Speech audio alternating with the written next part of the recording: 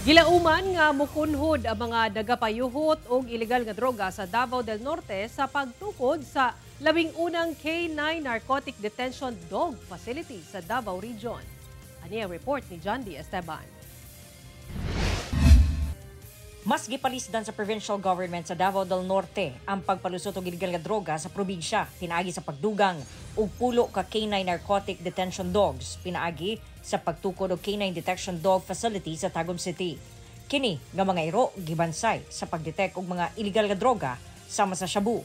Ibutang matud pa kini sa tanang entrada pasulod sa probinsya. Na mahirapan na silang pumasok at mahirapan din silang mag-distribute kung makapasok man sila.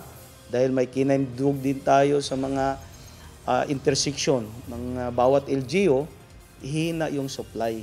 Pag malimit yung supply, marami nang hindi makagamit.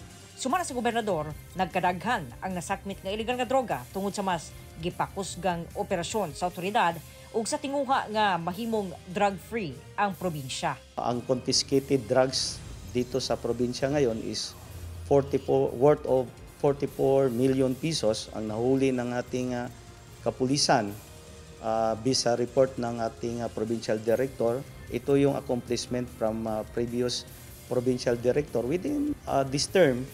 Ang maong pasilidad, labing una sa Davao Region, mapasalamaton ang PDEA 11 tungod dako matud pagkining tabang sa pagsumpo sa illegal nga droga. Dito sasabihin natin yung Davao del Norte is very supportive.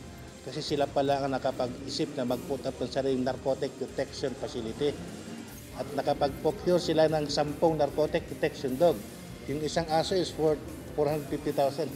Plus of course the maintenance pa nun. Sana basically, sana maging gayahin ng ibang local government unit. Kauban si Jojo Solarte sa kamera, John D. Esteban. 1 Mindanao.